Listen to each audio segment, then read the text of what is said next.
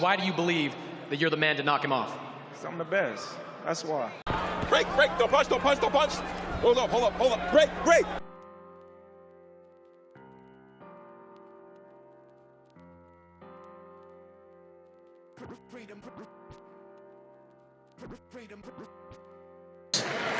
Follow. 12 rounds for the WBO. He's looking for range fight. Look, he's just done that with that right hand. That was clever. Good stuff from Crawford there.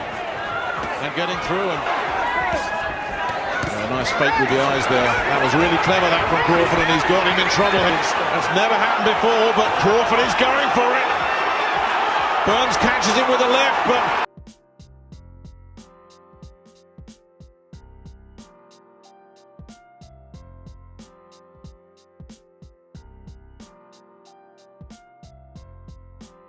Terence Crawford in terms of punches landed. And that might be the only one that matters so far. Exactly. Explosiveness is a Crawford trademark. Power shots at will. Left hand by Crawford. A brilliant performance. In two different ways. Punch in between them. Another knockdown score. Corner, uppercut lands. Crawford on the attack. That's it. All right, hook that wobbles him. Spence might be going down again. And this one.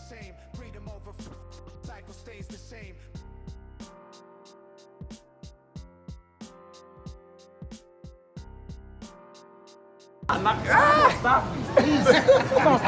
That shit gonna be easy work. I promise you. I'm solid as a rock. I'm gonna knock you out, bro. I'm not gonna lie, Tyron got the best matchmakers in the business. You ain't fought nobody, man. You haven't beat anybody. Crawford says he's been visualizing this fight for years. When you visualize it, how does it play out?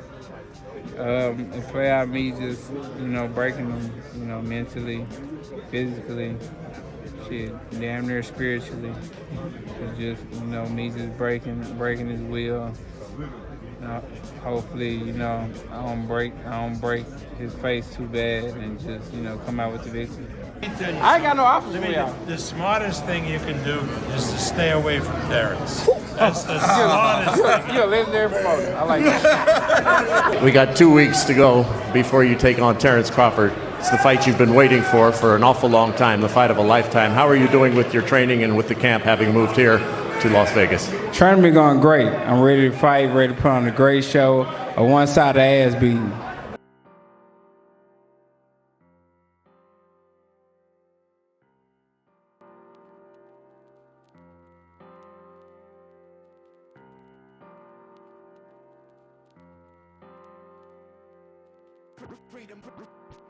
And I aired, it's a pound and a half below the 152 weight limit for Floyd Mayweather.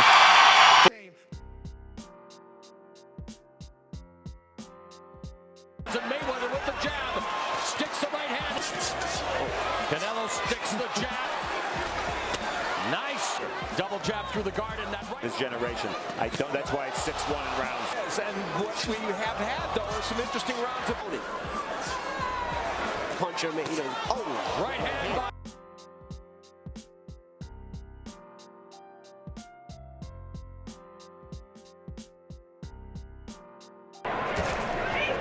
Jab snaps back the head of Callum Smith.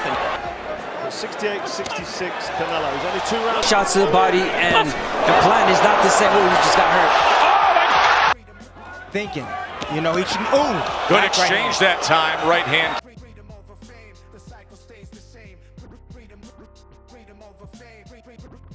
Brain around that and make. Oh, Kabayaskis comes forward.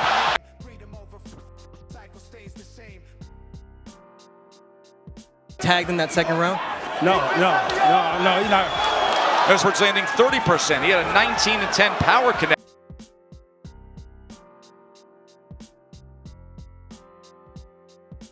That backs up Kabayaskis. Watch how he does it here. Oh, look at Bivol. Look at Arsenal that he uses, but one of them being The ring, and Bivol is not loading up on punches as well.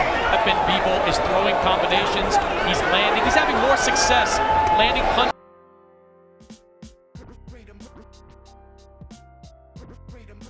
a slow start, which he. BJ Saunders, and then,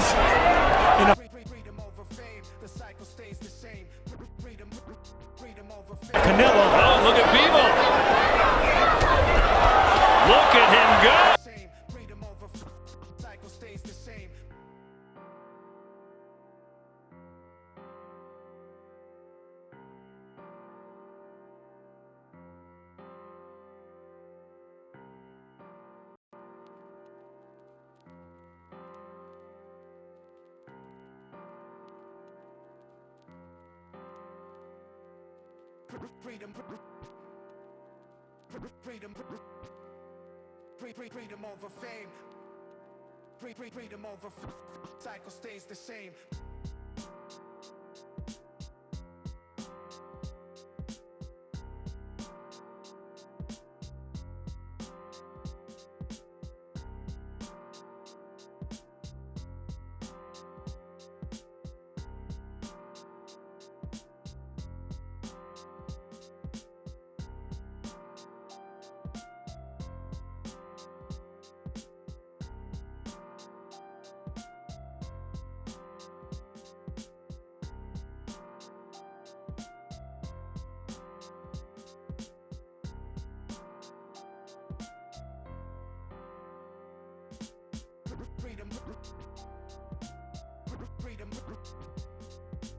Freedom over fame. Freedom over fame. The cycle stays the same. Freedom over fame. Freedom over fame. Freedom over fame. The cycle stays the same. Freedom over cycle stays the same.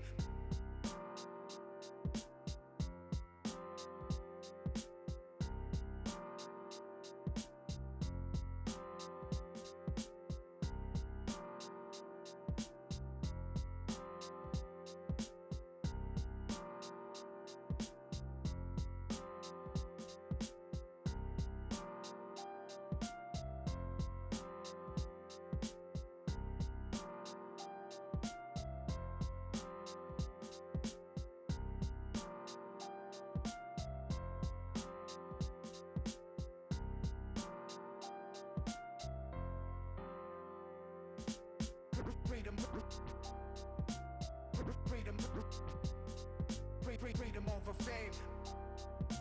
Freedom over fame. The cycle stays the same. Freedom over fame. Freedom over fame. Freedom over fame. The cycle stays the same. Freedom over cycle stays the same.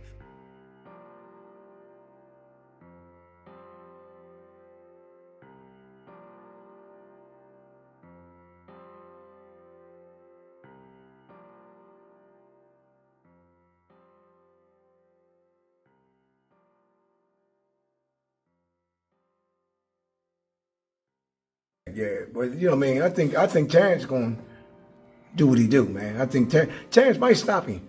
You've got to sway towards Canelo. Crawford's gonna have to, move up, and I knew when I boxed Golovkin, there's a big difference, especially with someone that, fighting a middleweight, a mediocre world champion's okay, but when you're fighting someone like, Canelo or Golovkin, it's a different kettle of fish, I have to lean towards Canelo, but Crawford's very, very, very good.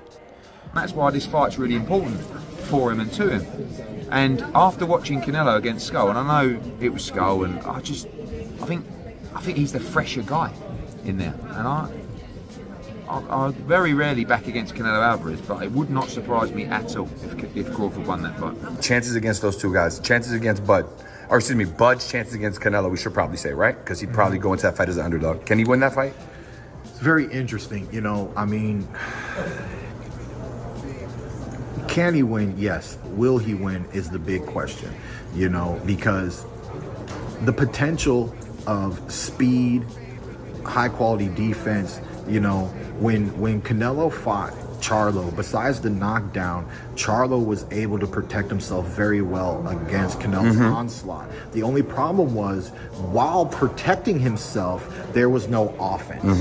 And I believe, seeing what I saw, I believe Crawford saw the same thing. If Charlo can go so untouched by just being, once he got dropped, spider senses, boom, fully awakened, right? Boom. So now hands up, don't make no mistakes. So that's how it is. We saw it in the Munguia fight. We saw it in the last fight. It's those little mistakes that end up having big consequences against Canelo.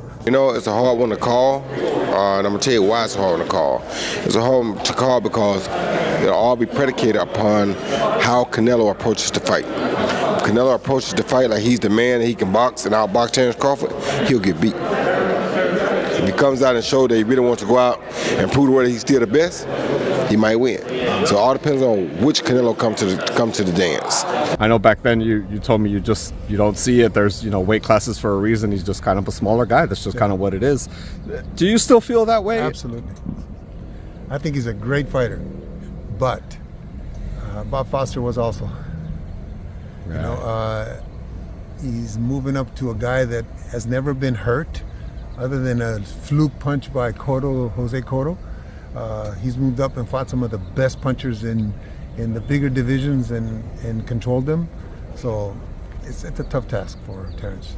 How does Canelo get it done against Terence then? Because the saying is right. Canelo has issues with movers and boxers and stuff, which is clearly what Terence is going to try to do. But he's going to have to stop. Say again? He's going to have to stop. It's a 12-round fight. He can't move. He can't be on his bike the whole night. He's gonna, if he wants to win a fight, and he wants to be considered like he tried, he's gonna have to stop. I like Crawford in the fight. Okay. I do. Why so? I just think that there's certain kind of guys you can move up and fight, and there's certain kind of guys you can't move up and fight. And a guy like Canelo, like if Crawford was fighting Benavidez, I wouldn't pick him.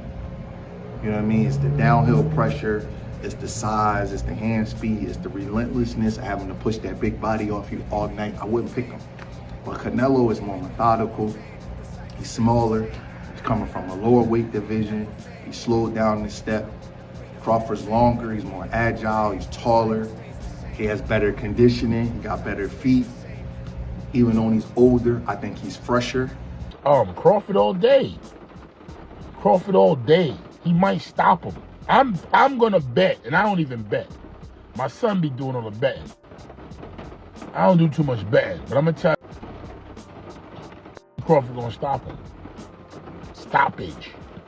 Crawford's last performance when he went up to 154 against Madrimov, I feel like his power didn't really carry up that much to 154. So I feel like 168 is gonna be like that's tough. I mean, if he pulls this off, you got to put him up there like top 3 of all time. Mm-hmm. That means he'll unify 3 divisions, all 4 belts in 3 different divisions. That's like going up all them weight classes to beat Canelo. I mean, if he wins this fight, you got to put him up there probably top 3 of all time. But it's going to be a steep hill to climb. It's going to be tough. If he can do it, all praise to him. But I think it will be too much for him. That's just my personal opinion.